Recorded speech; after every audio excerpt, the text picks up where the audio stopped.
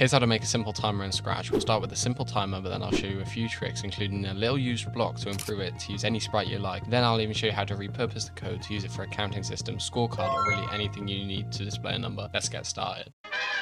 To start, let's make the most basic timer. Go to your main sprite. For me, I'll use the Scratch cat and create a variable called timer. Then go and get a when green flag click block and use the set variable block to set the timer to 30. Next, to make the timer progress, I'll just add a forever loop with a change variable block set to -1 and a delay block set to 1 second. This will remove 1 from the timer every second, giving us a 30-second timer. You can then add an if statement to check when the timer is less than 1 and then do something when this happens. I'm just going to stop the game. This will give you a simple 30-second timer that stops the game when it ends. You can view the progress of the timer on the left, but make sure the box is ticked next to it in the variable menu or it won't show up. But this isn't actually how most games handle timers. This works, but it has one big limitation. The styling, it's pretty rigid, so there's not much else we can do to make this look like a real timer. So next I'm going to use some simple tricks to turn this into something that looks much more like a real game timer. Now to make a better timer, we should use sprites that show numbers on them and get them to cycle through the values to show the time. I'm going to use the glow numbers set, which you can find in the built-in sprites in Scratch. Let's get started by selecting the number 0 sprite. Then go to the costume editor of this object and I'll import every other sprite so we have the numbers 0 to 9. Make sure your numbers start from 0, then go to 9. The order is important for later when we're switching the numbers with the code. We do this so that the number shown by each costume matches the costume number -1. Because we need 2 sets of digits to represent 30, I'm going to duplicate this sprite. This means we can now represent any number up to 99, providing we put them together like this. To code this, we're going to handle each digit separately. Let's start with the units column. Add a when green flag click block, and then we'll reset the costume to 0 when we start.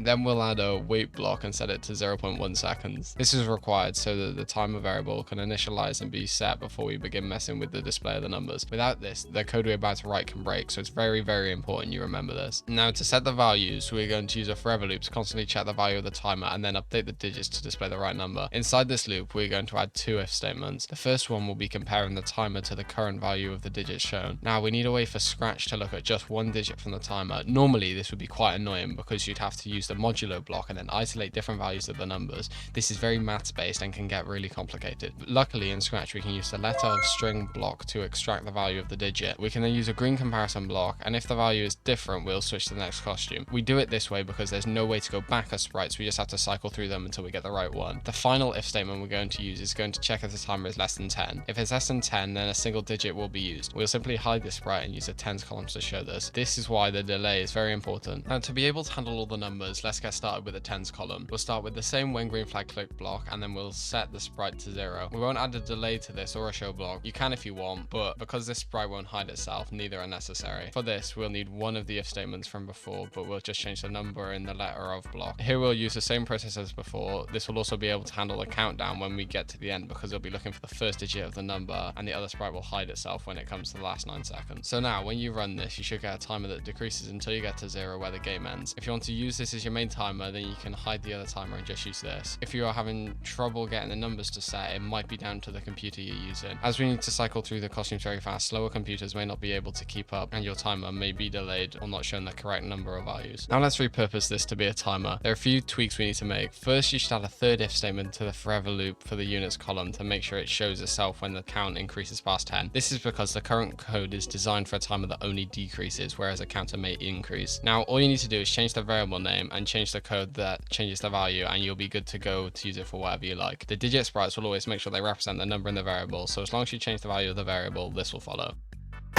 I hope you found this video helpful or useful in some way. On screen now is what YouTube recommends is a good video for you, as well as my latest upload.